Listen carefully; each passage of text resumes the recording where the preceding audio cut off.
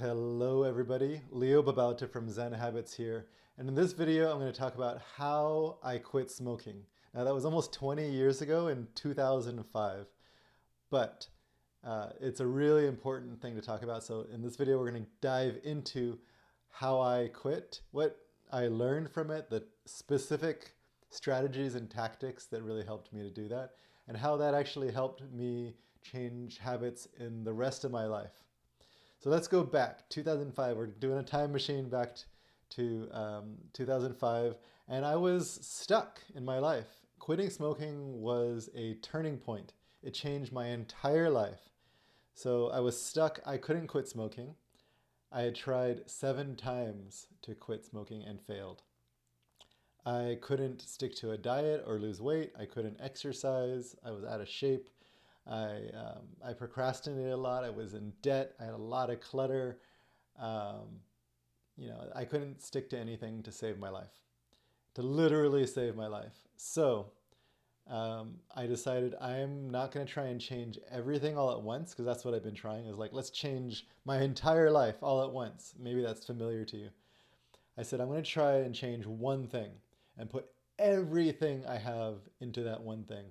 A fictional character from Parks and Rec, the TV show, Ron Swanson, said, don't half-ass, many things. Whole ass one thing. And that's what I was trying to do.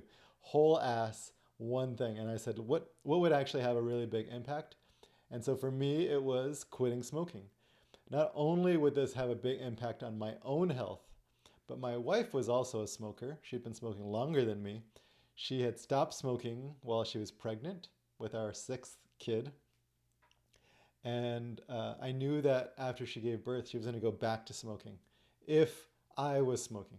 So I'm like, if I quit, it's actually going to make it much more likely that she'll quit, because she wanted to quit.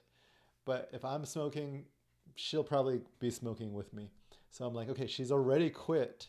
Let's just keep her quit by quitting before she gives birth. She was due in March. It was November. And so I said, or maybe October when I decided to do this. And so I said, I am going to quit now. And so that when she gives birth, she's much more likely to not quit, to not join again. So it was for me and for her.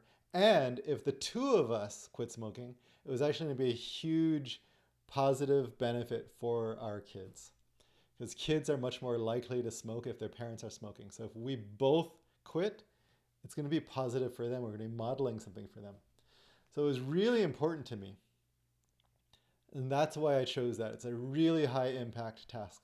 Now, our habit change. What I learned is actually it's really hard. And if I were to recommend something to someone else as a first habit, it wouldn't be quitting smoking. But I was actually successful with it this time. And so it actually had a huge, huge benefit in my life. It changed my entire life. So I'm going to talk a little bit about the journey and then about the specific tactics. So again, I had quit a bunch of times, and I said, you know what? I'm going to whole ass this one habit, and I'm going to pour everything that I had into it. So I'm going to learn, do a bunch of research. I'm going to learn the best methods. I'm going to join an online group. I'm going to try everything that I can, and then make it work. And it worked, which I'll talk about in a minute. But then from that, I learned some strategies, some tactics that helped me with the other habits. So from that, I actually learned how to run. How to stick to running. And I started running. I ran my first 5K in, more than a decade. I eventually ran a marathon, then several marathons, then an ultra marathon. And so the things that I learned from smoking, I applied to running, and it actually compounded. I changed my diet, eventually like started eating healthier, and eventually became a vegetarian, eventually a vegan. I've now been a vegan for more than, for almost 12 years. Um, I've been exercising regularly, like, almost every day of my life. I quit things like that were getting me into debt, and improved our finances and got out of debt. I started decluttering my life and got into simplicity and minimalism. All of this stuff and more. I started meditating. I started not procrastinating as much. I started, creating and writing books and blogs and making podcasts and YouTube videos. I started waking up earlier. And so my entire life changed from the strategies and tactics that I learned from quitting smoking. So it was a huge, huge, huge impact. So let's talk about what those were. The first thing that I learned was to really make a commitment. What I was doing before then was just saying, you know what, today or tomorrow I'm gonna quit smoking, or I'm gonna start running, or I'm gonna start eating healthier. And so it was just like, yeah, let me just do that today, as if it was that easy. Well, I learned that it's not. I actually had to fully commit myself. Now, what does full commitment look like? For quitting smoking, what it looked like was I set a date 3 weeks into the future, November 18, 2005. I still remember it almost 20 years later because it was that important. I marked it on the calendar. I told people about it. And I said, that's the date I'm going to quit. Now imagine that. It's not just today I'm going to quit, like I'm going to, just go to the grocery store. No, this is something I'm setting as a date in the future. I picked a date, and it was the end of October when I picked the date. So 3 weeks in the future was November 18. So I put it on the calendar. I made it an event. That's a commitment. Like, a marriage. You don't just be like, hey, we're going to get married today. Those marriages don't end up too well. If you're just like, let's just run to the courthouse. Sometimes they might. But if you set a date in the future, like this is the date we're going to take our vows, and we're going to do it in front of others, and we're going to tell other people about it, that's freaking commitment. That's why, I'm not a big fan of spending tens of thousands of dollars on a wedding, but I do love the idea of setting a date and taking vows in front of others, because that's a commitment. Now, what if we brought that same kind of commitment to everything that we did that's important, including quitting smoking? So I set a date. I told others about it. I put it on the calendar. And then I didn't just forget about it. I said, I'm going to do some prep work to have myself prepared for that date. So I actually did things ahead of time to prepare myself for quitting. And here are the things that I did. The first thing that I did was I tracked my urges to smoke. The urges to smoke are things that we are usually not aware of. Urges to eat junk food, urges to procrastinate, urges to check our social media. All of that stuff is these hidden urges that we don't usually know about. And so I brought the urges into my awareness. The first thing that I did was I carried a little piece of paper around, a notebook, a little piece of paper with a little pencil. And every time I had the urge to smoke, I could still smoke, but I had to put a little tally mark on the paper. And so I counted how many times did I have the urge. By the end of the day, I might have had 20 tally marks on there. But each time I did it, I put a little note. So it was before I actually smoked.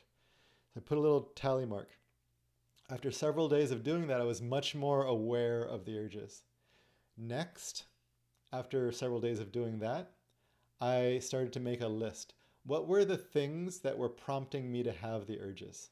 So I might still do the tally mark, but then write down like, oh, I just ate, and then I want to smoke afterwards. So just eating. So eating is a trigger. So I wrote down a list. Eating was one. Let's say, waking up in the morning, using, taking a dump. Sorry for the crassness. For others, it might be sex. For others, it might be getting into an argument. For me, coming out of a meeting at work was another one. Stress of any kind really was one. Going through some kind of crisis and being stressed was a big one. So other people smoking in front of me was a trigger. I wrote that down. So now I had a list of my triggers, the things that would trigger me to have an urge. And so I wrote those down, and I had a list. I had the tally marks. And now what I did was some prep work. When one of these events happens, let's say I eat, what am I going to do afterward to relieve the stress or to fulfill whatever need that the smoking was fulfilling? instead of smoking. So a replacement habit. So for example, if it's stress, what am I going to do? And I actually put down several options for stress because it depends on the situation. So one of them was meditate. I was not a meditator at that point, but I'm like, let me try meditating. Another one was massaging my shoulders. Another one was doing some breathing exercises. Another one was going for a walk. Another one was talking to a friend. Now, I couldn't do some of those in certain situations. Like, I couldn't always go for a walk every time I got stressed, but I could do breathing and I could do some kind of meditation. I couldn't always call a friend, but sometimes I could. And so I had some options for stress. But what about after a meeting? What was I going to do after a meeting? So I said, you know what, after a meeting, I'm going to write down all of the notes from that meeting and send it to whoever needs them. Put it on my to-do list, whatever I need to do. It was a productive habit that I started to form after a meeting. Instead of just immediately going after the meeting to smoke and relieve the stress, I actually wrote down all of the things from that meeting. What else? If other people are smoking, what am I going to do? Well, actually, I avoided them for a while. I went and did something else. Um, Going out for a run was another thing that I would do after work because I would smoke after work, and so I would go out for a run after work. Um, I had something else. I think meditated after I woke up in the morning. What do I do after a meal? I can't remember what I did for that one, but for each one of these things, I put what was I going to do instead of smoking. This is before I quit, right? Before November 18, I was making this plan. I also made it an accountability plan. Who am I going to report to? Hold myself accountable. And I highly recommend that you have at least one person. So I had an accountability buddy. My commitment to them was before I smoke, I'm going to call you. So I could still smoke after November 18, but before I did, I'm going to call you. And that made me accountable to this one person. I also joined an online group where everybody else was doing something similar, whether it was quitting smoking or quitting some other habit. I think it was all people there were quitting smoking. And I learned from them. And I also made a commitment to them that I was going to smoke not one puff ever, NOPE. It was an acronym that I got from them. And I made that commitment to them. And I said, if I do smoke, if I have the urge to do so, I'm going to come on here and post about it before I go and smoke. So now I had two things that I had to do. Post on this forum before I smoked and call my accountability buddy. And that was a moat that had me do a couple of things that I was accountable to doing before I would allow myself to smoke. Because before I had actually no moat. A third moat that I created to deepen my commitment was I would not have cigarettes in the house. And I would tell anybody who smoked at my workplace or in my family, don't loan me any cigarettes. Do not. And I would actually not hang out with them if they were smoking because I would be like, yeah, can I bum a cigarette? So I said, don't loan it to me. Don't have any in the house or on me anywhere. And then don't go near them when they're smoking at first. Later it wasn't a problem. But in the beginning, I wanted to just not have those options. So not having cigarettes near me meant I had to go to the store, which means I had to drive somewhere and get the cigarettes. And on the way there, I might be thinking about it, is it really worth it? Having a moat really helps because when the urge comes, we usually just give into the urge right away because we don't notice the urge and we think that the urge is like a command, like it's a must do and it's an emergency situation. And we just do it because out of habit. But if there's a moat, I have to call someone, I have to post somewhere, I have to drive somewhere, 3 of them for me, but, and I've told other people that I'm not doing it and they can see me if I'm smoking. I'd have to go and sneak it somewhere. So I've told other people. If there's that moat, then you have a chance to notice the urge because now you're trying to do a bunch of things. You have this urge, and actually what you can do is work with the urge, which I'm going to talk about in a minute. So I had these moats. To deepen the commitment, I also made a promise to 2 people, my wife and my daughter, my oldest daughter, who was, I think, 12 at the time. Yeah, 12 years old. So I promised her and I promised my wife I was going to quit. I promised to them because it was for them I was quitting. So I had accountability, I had commitment, I had a moat, um, I had promises. So this is what commitment looks like. Okay, so now we get to November 18. Now we're actually at the quit date. I've told people about it. I post every day on this forum. By the way, if you would like to have a forum and a bunch of other people who are doing similar kinds of things, habit changes, trying to improve themselves, quit smoking, things like that, come to my Fearless Living Academy, FLA, fearlessliving.zenhabits.net, and join a monthly membership program where I am on there, and you can ask me questions. We do a monthly live webinar. We have a monthly challenge called The Practice, where you practice this kind of thing. And you have a group, an accountability group that you hold yourself accountable to. This is all baked in.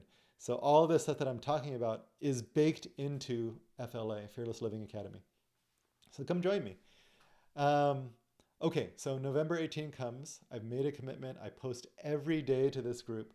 And now I'm much more aware of my urges. And when they come, I do a thing that I'm going to tell you about. I did not invent this, but I highly recommend that you do it no matter what habit you're quitting. Quitting smoking is a really good example, but it could be something else. What happens when we have a habit we're trying to quit, bad habit, for example, whether it's chewing your nails, porn, quitting smoking, quitting alcohol, quitting caffeine, quitting sweets, whatever it is that you want to quit, there's an urge that comes up that makes us want to go and do that thing. Now, what an urge is that you have some kind of stress in your life, like, I'm stressed by work, I'm stressed by my spouse, I'm stressed by my kids or my mom or whoever. We have some kind of stress, and then we have a thing that we learn to do to cope with that stress.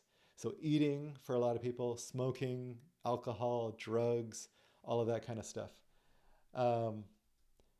So, sorry, my window's popping up. We have some kind of thing that we've learned to do. And so over time, we associate the stress with that coping mechanism. And what happens is there's an urge to go and do it. So we don't notice the urge. We just go and do the coping mechanism. The truth is we can cope with that stress in a healthier way other than smoking, alcohol, drugs, eating. There's other healthy ways to do those things. Not that there's anything wrong with, let's say, eating. Of course, we need to eat. But if we're doing it to cope with stress and we're stressed all the time, we're going to be eating a lot. So the thing that I'm going to recommend to you, it's a very specific strategy, a tactic that is really, really important, is called urge surfing. Urge surfing. And what we're going to do is when you have the urge, you're going to do nothing except sit there. So you sit here. You have the urge. I want to go smoke, but I've committed to not doing it. And now I'm going to do a practice called urge surfing. I sit here and I just watch what does the urge do in my body? What does it feel like? And it feels like this, rising anxiety is really what it feels like. It feels like a tightness. It feels like a stress, right? And if you just pay attention to the bodily sensations of that urge, it's actually not that intense. It feels like you need to go and do something about it, but you don't. I'm going to close this window here. So it feels like you need to go do something, but you don't. So what you can do is watch the urge get stronger, and then it crests, and it goes down. And then it might come back. And then it crests and it goes down. It always will crest. It's never going to stay at a 10 out of 10 intensity for the rest of your life. It always crests and it goes down. And it might come back, but eventually those waves are smaller and smaller. And then it's just not even that big of a deal.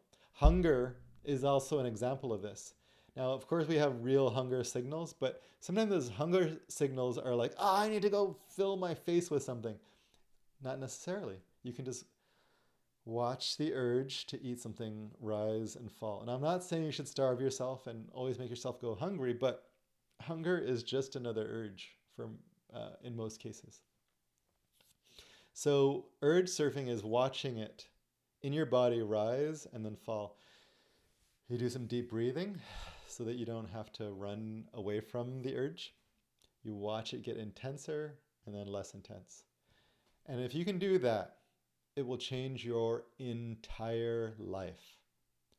You will not need to act on the urge. The thing you used to do for coping, whether it's smoking or eating or whatever, you don't need to do anymore.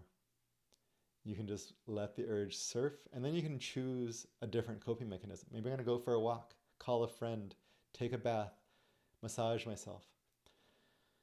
Okay, couple more things that are really important before I close this video is rewards. Rewards is rewarding yourself after you've done some urge surfing. Maybe you like tell someone about it, like, oh, I freaking did urge surfing. Maybe, you know, you let yourself like have a nice hot bath. You don't have to do it every single time, but reward yourself often.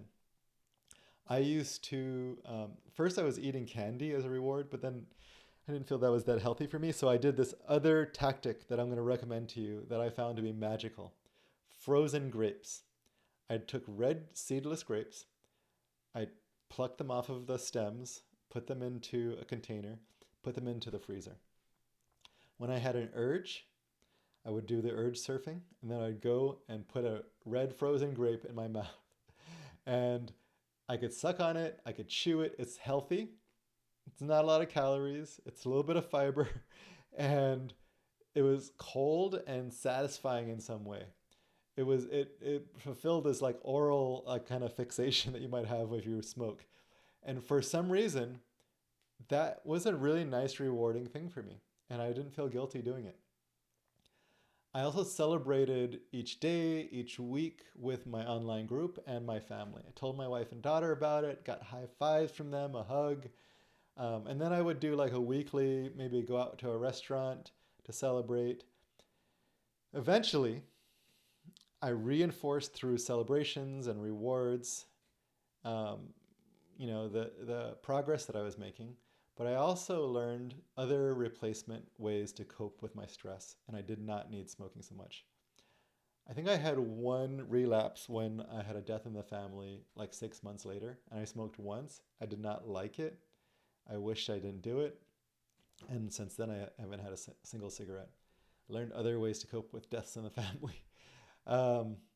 So that's my guide to quitting smoking, or really quitting any bad habit. I think those same exact strategies and principles apply to any bad habit or quitting any existing habit that's a coping mechanism for stress. I hope that was helpful. I hope you take this and actually implement it in your life to help you quit something. Share any questions you have in the comments, and I'll talk to you later. Please like this video to help others discover it. Subscribe to get more of these. I do 2 videos a week. And share it with others who could use some Zen habits in their lives. Thanks, my friends. I'll talk to you later.